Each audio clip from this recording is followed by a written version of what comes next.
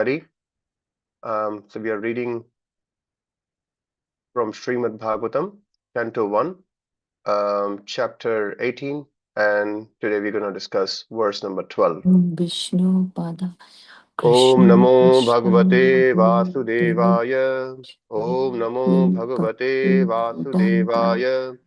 Om Namo Bhagavate Vasudevaya.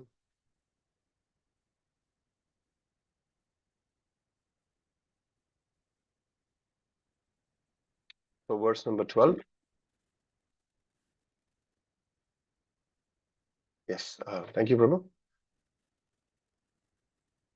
Karmanyasmin anashvase dhuma dhumratmanam bhavan apayayati govinda pada padma savan madhu. What to a translation?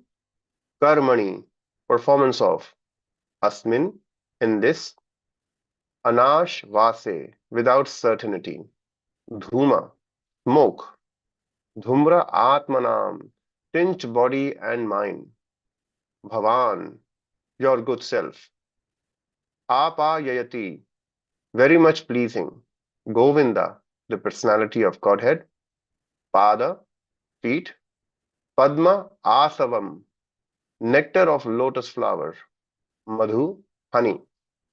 Translation and purport by His Divine Grace, A.C. Bhaktivedanta Swami Srila Prabhupada ki Jai. Translation. We have just begun the performance of this fruitive activity, a sacrificial fire, without certainty of its result due to the many imperfections in our action.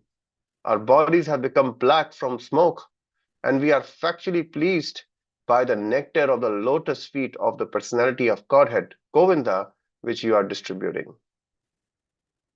Would anyone would like to read the purport, please? I can read, Prabhu. Thank you, Mataji. The sacrificial fire kindled by the sages of Naimisharanya are certainly full of smoke and doubts because of so many flaws. The first flaw is that there is an acute scarcity of expert Brahmanas able to carry out such performances successfully in the age of Kali. Any discrepancy in such sacrifices spoils the whole show, and the result is uncertain, like agricultural enterprises. The good result of tilling the paddy fields depends on providential rain, and therefore the result is uncertain. Similarly, performance of any kind of sacrifice in this age of Kali is also uncertain. Unscrupulous, greedy Brahmanas of the age of Kali induce the innocent public of such uncertain sacrificial shows without disclosing the scriptural injunction that in the age of Kali there is no fruitful sacrificial performance but the sacrifice of the congregational chanting of the holy name of the Lord. Sutta Goswami was narrating the transcendental activities of the Lord before the congregation of sages and were factually perceiving the result of hearing these transcendental activities. One can feel this practically as one can feel the result of eating food. Spiritual realization acts in that way. Should I continue? Yes, Mataji. Yeah. The sages of Naimisharanya were practically sufferers from the smoke of a sacrificial fire and were doubtful about the result. But by hearing from a realized person like Sutta Goswami, they were fully satisfied. In the Brahma Vaivarta Purana, Vishnu tells Shiva that in the age of Kali, men full of anxieties of various kinds can vainly labor in fruitive activity and philosophical speculations, but when they are engaged in devotional service, the result is sure and certain, and there is no loss of energy. In other words, nothing performed for spiritual realization or for material benefit can be successful without the devotional service of the Lord. Thank you. Thank you, Mataji. Hare Krishna. Om Jnana Timirandasya Jnananjana Shalakaya Chakshur Unmilitam Yena Tasmai Shri Guruve Namaha Nama Om Vishnupadaya Krishna Pristhaya Bhutale Srimate Bhakti Vedanta Swaminiti Namine Namaste Saraswate Deve Gauravani Pracharine Nirvishesha Shunyavadi Paschatya Deshatarine Jai Sri Krishna Chaitanya Prabhu Nityananda Shri Advaita Gadadhara Shivasadi Gaura Bhakta Vrinda Hare Krishna Krishna Krishna Hare Hare Hare Rama, Rama Rama, Hare Hare. So we are reading from Srīmad Bhāgavatam, Canto 1, Chapter 18 and verse number 12. So in this particular text, who is speaking? Well, it says in the translation, we have just begun the performances. So this means, the we means there's more than one person. So it is referring to the sages of Naimisharanya who were speaking. And they were speaking to Suta Goswami because Suta Goswami was earlier present on the banks of Ganga when Shukdev Goswami was speaking Srīmad Bhāgavatam to a very exalted assembly headed by Mahārāja Parīkṣit. So the sages of Naimisharanya, they have the utmost best intentions for the welfare of the society. And that's why they were planning of doing these sacrifices. So the sacrifices for the benefit of the humanity, and in fact, not just humans, but all living entities in general. So this was supposed to be a very auspicious and useful sacrifice. But this particular text is telling us what can actually happen in Kali Yuga, even if we proceed with the best of intentions. So because in Kali Yuga, what is the dharma? So in Kali Yuga, the dharma is chanting of the holy names of the Lord. Sankirtanam. But these sages and Naimisharanya, they are saying that they had just begun performance of an activity, which is a fruitive activity. Due to that, even them, they are themselves acknowledging that they are not certain of the results they will achieve out of this sacrifice because of so many imperfections. So the sages were aware that in Kali Yuga, there will be so many imperfections, which is also Srila Prabhupada is what he is describing in the purpose as well. So they are saying that their bodies from the smoke have become black, and because then they are saying because Suta Goswami has started talking about Srīmad Bhāgavatam, which is about the Supreme Personality of Godhead, only then they have actually become very pleased. Earlier, they were actually suffering because of this smoke. But only by hearing Suta Goswami, and only after hearing Srīmad Bhāgavatam, they have now become pleased. So even though they were performing sacrifice with the best of intentions, hearing about Krishna from Suta Goswami was more pleasing to them. During this sacrificial fire, they said the smoke was disturbing them, but they were still willing because they had good intentions. But even then, more than good intentions in Kali Yuga, the right activity is important. So, which is hearing and chanting is the most important activity in Kali Yuga. Of course, we know there are 9 processes or ways through which devotees can perform devotional service, starting with hearing and chanting, Shravanam and Kirtanam, and there are 7 others. But hearing and chanting are the first and foremost. Now, in the purport, Srila Prabhupada is also saying that the sacrificial fire was set by sages of Naimisharanya and Kali Yuga, which was certainly full of smoke and doubt because of so many flaws. And then Srila Prabhupada mentions the first flaw in Kali Yuga is that there is a scarcity of Brahmanas who really are able to carry such performances out successfully. And because of that, because Prabhupada is saying that, we should also learn that in Kali Yuga, we should not totally depend on such sacrifices. We should not depend on them too much. Of course, these sacrifices are recommended on special occasions, on special circumstances, on special events and samskaras of like initiation, or it could be other samskaras like Garbhodhana samskara or the marriage samskara. Yes, we should do these yajna. These are very auspicious, and Prabhupada has recommended those. But we should be aware that our main sacrifice, our main yajna for the age of Kali Yuga is practicing the Yuga Dharma, which is Hare Krishna, Krishna Krishna, Hare Hare, Hare Ram, Ram Ram, Hare Hare. So it is the Sankirtan Yajna or congregational chanting of the holy names. In one of his lectures, Srila Prabhupada mentions about Sankirtana. He says, Sankirtana means when we combine together many persons and chant and dance. This is called Sankirtana Yajna. So those who are engaged in Sankirtana Yajna, they are also performing Yajna. That is better than Dravyamaya Yajna or Dravya Yajna. Then Prabhupada also gives an example, like why that's the case. So he says, suppose one has no money and he's not able to do all these sacrifices, then is his life spoiled? So Prabhupada says, then he answers the question also, no. In any condition, we can execute Yajna or Sankirtan Yajna.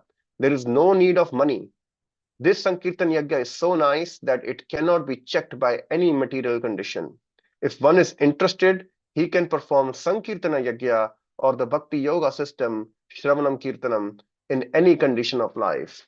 And he says, Ahetuki apratihata. Pratihata means it's always occurring. It's always, it never stops.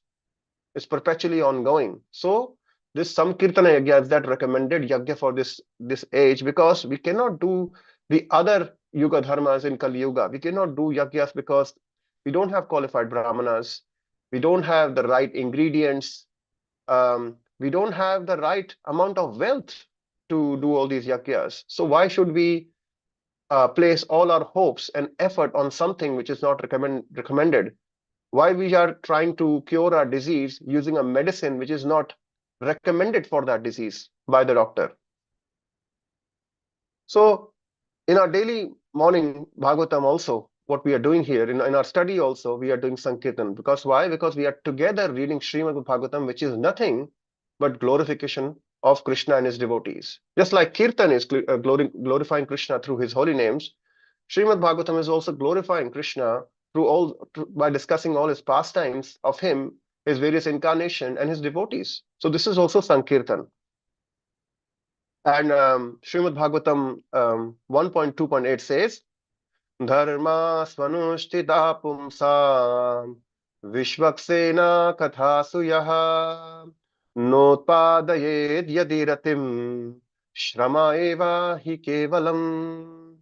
The occupational activities a man performs according to his own position are only so much useless labor if they do not provoke attraction for the message of personality of Godhead.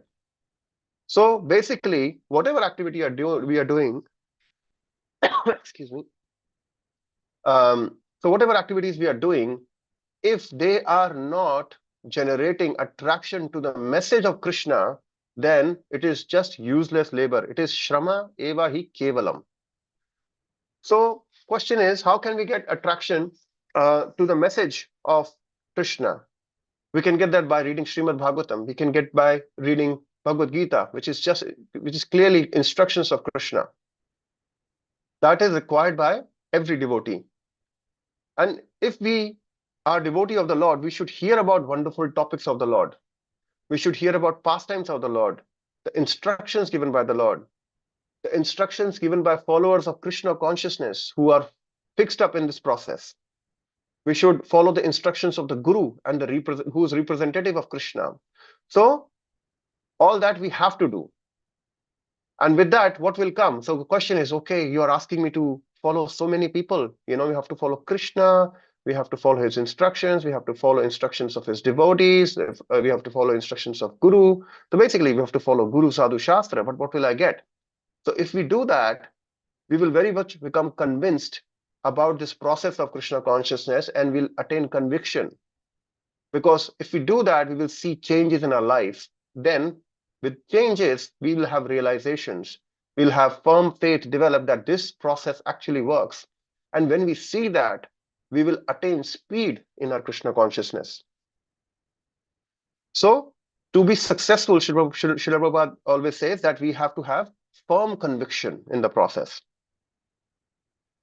And the first flaw is that in any other sacrifice, especially the yajna sacrifices, that we don't do the sacrifices so expertly as Prabhupada mentions. We don't have the qualified brahmanas. And what will happen if we don't do the sacrifice expertly? Then there will be a problem. We don't get the desired result. Sacrifice won't be successful. A similar example is also shared in Bhāgavatam about a story of Indra and Ritrasura. So once Vishwarupa was killed by Indra. I'll not repeat the whole story, just the message of what we are learning about, which is the effectiveness of practicing yajna successfully. So Vishwarupa's father Twashta, to avenge his son's death, basically because his son was killed by Indra, to avenge his death, he did a particular sacrifice, and he was a very powerful sage. And he did this sacrifice, and the intention was to kill this demon called Ritrasura. And the sacrifice somehow was not done perfectly. There was a mistake in that, and it was just one word. One word was extended while pronunciation when it wasn't supposed to be extended, that incorrect extension gave the opposite meaning to it. So the demon was supposed to be coming out of the fire to be able to destroy Indra, but because the mantra was chanted opposite way, it came out as a demon should come out of this, which will be killed by Indra. So because the pronunciation was not right, actually it gave Indra the upper hand due to just one flaw in the sacrifice. And eventually Indra killed that demon. Of course, that demon was a great devotee, Ritrasura, and it's a different story. But here, what the point we are emphasizing is that even the most qualified people, when practicing these sacrifice, do one mistake, the yajna a lot of times is not successful. So in Kali Yuga, Srila Prabhupada doesn't ask us to chant complex Vedic hymns or complex mantras. We just have to chant the Maha Mantra, Hare Krishna, Krishna Krishna, Hare Hare, Hare Ram, Ram Ram, Hare Hare. Very simple. And then in the purport, Srila Prabhupada also makes an analogy of agriculture. So if somebody's planting some crops, and they have planted crops in a very large area, and sometimes it is very difficult to get irrigation to water the plants. So what they do, they are depending on the rain, the providential rain from providence. So all this effort, but then eventually they are depending on providence. Therefore, what will happen is they might do well in some years when the rains are good, but then time and time, the rains will not come, and they will not have a good result. So we see basically a majority of that agricultural sector, especially in developing countries where they don't have advanced irrigation facilities, they are depending on providence. So should we do the same with our lives also? Should we depend on providence? So no, actually, our life should be dependent on instructions of spiritual master. Our life should be dependent on instructions of Krishna. And our life should be dependent on instructions of the Shastra. So Guru, Sadhu, and Shastra, we should be depending on. And then when we live that way, then of course, we are under the proper protection of Krishna. And then from that, we can live a life which is very, very peaceful. We can live a life that is prosperous. We can live a life that makes us happy, even while we are in this material world. So then Prabhupada continues in the purport and talks about some greedy Brahmanas. So in this age of Kali, Prabhupada is saying that they perform these sacrifices without telling the yajman, the person who's requested the sacrifice, that they don't tell them that there is no fruitive sacrificial performance in this age of Kali, except chanting the holy names of the Lord. They don't tell them that, hey, in this age of Kali, it's not recommended process. They just say, yeah, please do it. Give Lakshmi, do the sacrifice. So they don't tell them. They don't tell them that rather than all kinds of performance, just chant the holy names. And it is mentioned that the sages of Naimisharanya were factually pleased when Suta Goswami, who came and started and talking about Srīmad Bhāgavatam, which he heard in a conversation between Mahārāja Parīkṣit and Sukdev Goswami. So Srila Prabhupada is saying that when this Krishna consciousness is told, it immediately has an effect on our mind. it immediately has an effect on our soul. It is like, when a person eats, he derives satisfaction out of it. So when we eat, when you eat, you can feel the result. No one has to prove it to you. Hey, are you satisfied or not satisfied? You can feel it. And if you feel that satisfaction, no one can tell you, no, you're not satisfied. That I don't want your approval. I know I'm satisfied. You can just feel it. So similarly, Srila Prabhupada says that spiritual realization act in the same way as well. So if we hear this message of Krishna, we will be satisfied. And if what to say about if we hear with attention, we will be even more satisfied. What to say about that? If we hear not only just with attention, but be able to hear and also take this message so that we can even talk to others about this as well, it will be even more satisfying. So I'm not sure whether all of you had that experience, but we all have, a lot of us have read Bhagavad Gita, and some of us have even read the whole Srimad Bhagavatam. But whenever we read Bhagavad Gita and Srimad Bhagavatam in a congregational arrangement, we sometimes can think, oh, I've read this. Actually, this is a familiar book. It's supposed to be a familiar book. But reading in the presence of other devotees and discussing it takes it to a whole different level. It is much more wonderful, and also we can perceive the same verse very differently. We get to hear new realizations of the same verse from other devotees, and not only that, we ourselves get different realization when we read the verse or hear the verse again. So it's like the spiritual this shastra is not linear. It's like circular. It's like we are the more we read it, the more realization we are getting. So it's not that we have read it once and that's it. Swayam Bhagavan Keshav Maharaj says that you have not read a book unless you have read it thrice. So in the same way, Suta Goswami was talking about Srimad Bhagavatam to the sages of Naimisharanya, and Suta Goswami himself is deriving great pleasure, although he has heard from Shukdev Goswami, but he is also deriving great pleasure. Another interesting thing, it is said that Srimad, I was hearing a class by Radhanath Maharaj, and he was saying that about how many sages would be present there in Naimisharanya. So Radhanath Maharaj mentioned around 80,000 sages were there. So I do sometimes a bit of sound setup service, setting up the sounds, the mics, the mixers, and I'm just thinking, wow, Suta Goswami is speaking to an audience of 80,000 and he doesn't need a microphone and a speaker. So what amazing ability he has to speak. And of course, the senses during that time were not as dull as we have become now. In our case, as we are progressing in Kali Yuga, the senses have become and will become more dull and dull. And we are just at the beginning of Kali Yuga. So that was a very interesting thing I noted. Then Srila Prabhupada further says in the purport that Lord Vishnu told Lord Shiva that the people in age of Kali, they are full of anxieties and they try really hard. They work hard for fruitive results.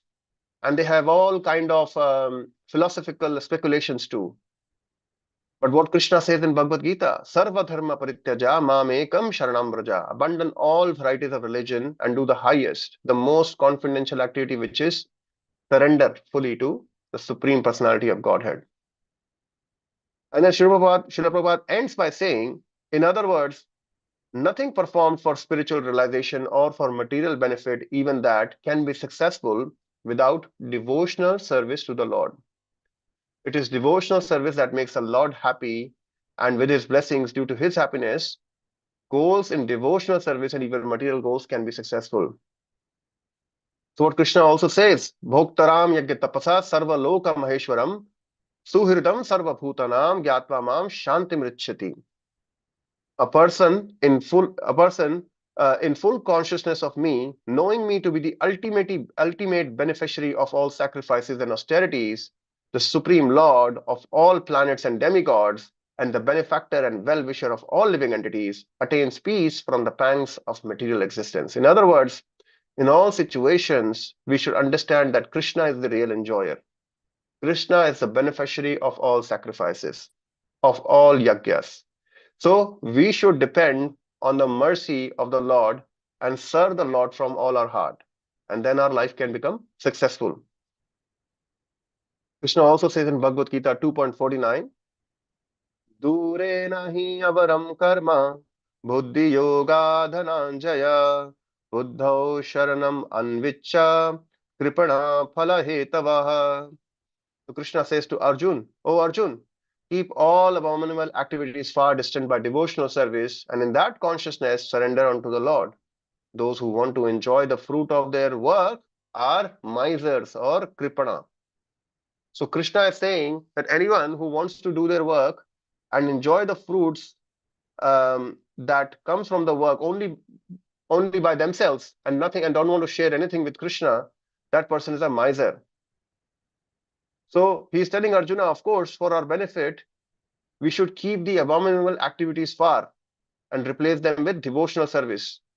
Replace the abominable activities, the material activities, which is basically serving our senses, with a higher version of a service, which is serving Krishna's senses, or devotional service, and please him without any expectation. So Srila Prabhupada says, anyone who has come to understand his constitutional position, which is being an eternal servitor of the Lord, that person gives up all engagements, all other agendas, except working only in Krishna consciousness. So basically, we are being advised that whatever work we do, that's material, we have to find a way to connect that to Krishna consciousness. Then if we do that, all our activities become directly, which is direct devotional service, or indirectly or indirect devotional service, if we are able to connect everything to Krishna. So directly and indirectly, we have to be involved in Krishna consciousness. This is the way a devotee should live his life, his or her life. Our constitutional position is a surrendered soul to Krishna. A surrendered soul to Krishna, he's obeying Krishna's instructions. He is obeying instructions of Guru, that the surrendered soul is serving the servants of the servants of the servants of the Lord.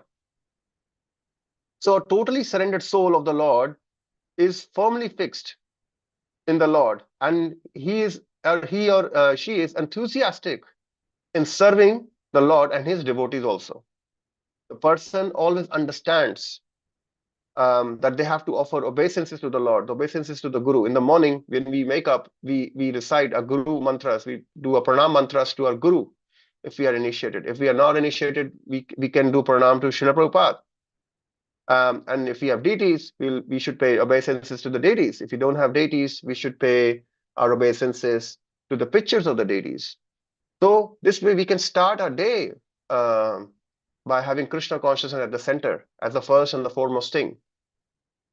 And throughout the day also, when we are working, even if we are working where work does not relate directly to Krishna consciousness or devotional service, we should still have things around us that remind us of Krishna. Because this is the instruction of Rupa Goswami, which is always remember Krishna and never forget Krishna. So even if we are working one way or the other, somehow we should try to remember Krishna. I'm aware of that. The devotees, even on this call, they are hearing the Srīmad Bhāgavatam study discussion every day while traveling to work. So they are using their time while going to work and connecting it to Krishna somehow or the other. So we should also try to use our time as much as possible. Hear about Krishna, hear about bhajans, hear about Krishna's bhajans, hear about kirtans glorifying him, hear about his pastimes. In that way, if we do this more and more, our mind will get more and more absorbed in Krishna all the time. We should surround ourselves with pictures of Krishna that remind us of his pastimes or devotional service to him. Our activities should involve Krishna consciousness. The way, if we do that, our subconsciousness also picks up Krishna consciousness. And the whole time we are working, basically we are kind of training our subconsciousness to also remember Krishna all the time. In the night before we go to sleep, we should read some shastra, some Srila Prabhupada book. We should hear or we should hear some pastime of the Lord, or hear Srimad Bhagavatam or Bhagavad Gita, or at the least we should at least chant Mahamantra and then sing it a few times and then drift to sleep. That way, we can even spiritualize our mind even before we go to sleep. So these are just all some techniques to help us stay in Krishna consciousness. So I had a lot to cover, but of course we have reached 7 o'clock. So I'll stop here. So let me know if anyone has any comments, questions, or corrections on today's discussion. Hare Krishna.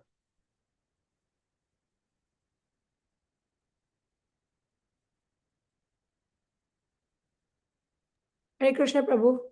Hare Krishna, Mataji. I wanted to say I loved the example and realization from your sound service. And imperfect. That was wonderful. Thank you. Hare Krishna, Mataji.